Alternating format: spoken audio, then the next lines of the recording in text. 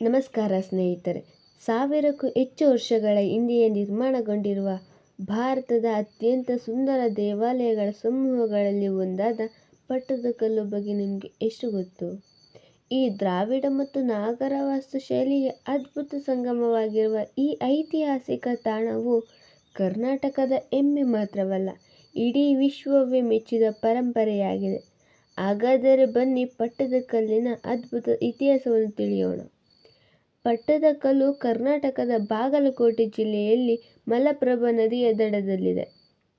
ಕ್ರಿಸ್ತಶಕ 7 ಮತ್ತು 8ನೇ ಶತಮಾನದಲ್ಲಿ ಬಾದಾಮಿ ಚಾಲುಕ್ಯರ ಆಳ್ವಿಕೆಯಲ್ಲಿ ಈ ಸ್ಥಳವನ್ನು ನಿರ್ಮಾಣಗೊಂಡಿದೆ.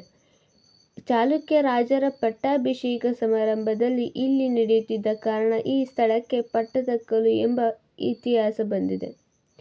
ಈ ದೇವಾಲಯಗಳ ಚಾಲುಕ್ಯರ ಶಕ್ತಿ, ಕಲೆ, ವಾಸ್ತುಶಿಲ್ಪ ಉನ್ನತ ಮಟ್ಟವು ಇಂದಿಗೂ ಸಾರುತ್ತಿದೆ.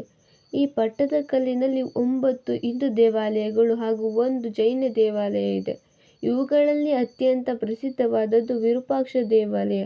ಇದು ರಾಣಿ ಲೋಕಮಹಾದೇವಿ ಅವರ ತಮ್ಮ ಪತ್ನಿ ವಿಕ್ರಮಾದಿತ್ಯ ದ್ವಿತೀಯರ ವಿಜಯದ ಸ್ಮರಣಾರ್ಥ ನಿರ್ಮಿಸಿದ್ದರು.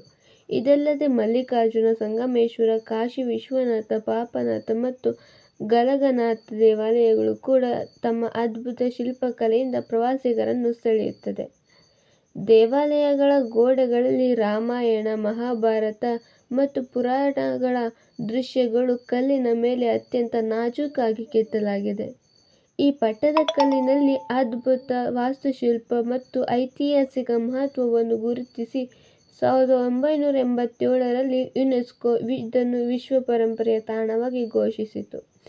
ಇಲ್ಲಿ ಭಾರತದ ನಾಗರ ಶೈಲಿ ಮತ್ತು ದಕ್ಷಿಣ ಭಾರತದ ದ್ರಾವಿಡ ಶೈಲಿ ಒಂದೇ ಸ್ಥಳದಲ್ಲಿ ಅದ್ಭುತವಾಗಿ ಬೆರೆತಿರುವುದು ಇದರ ಪ್ರಮುಖ ವಿಶೇಷತೆಯಾಗಿದೆ. ಈ ಪಟ್ಟದಕಲ್ಲು ಕೇವಲ ದೇವಾಲಯಗಳ ಸಮೂಹ ಅಲ್ಲ, ಇದು ಕರ್ನಾಟಕ ಸಂಸ್ಕೃತಿಯ, ಕಲೆ ಮತ್ತು ಐತಿಹಾಸಿಕ ಜೀವಂತ ಸಾಕ್ಷಿಯಾಗಿದೆ. ಇತಿಹಾಸವನ್ನು ಪ್ರೀತಿಸುವ ಪ್ರತಿಯೊಬ್ಬರೂ ಜೀವನದಲ್ಲಿ ಒಮ್ಮೆಯಾದರೂ ಈ ಅದ್ಭುತ ತಾಣಕ್ಕೆ ಭೇಟಿ ನೀಡಲೇಬೇಕು. ಈ ವಿಡಿಯೋ ನಿಮಗೇನಾದರೂ ಇಷ್ಟ ಆಗಿದ್ರೆ ಲೈಕ್ ಮಾಡಿ, ಶೇರ್ ಮಾಡಿ, ಸಬ್ಸ್ಕ್ರೈಬ್ ಮಾಡಿ. ಹಾಗೆ ಧನ್ಯವಾದಗಳು.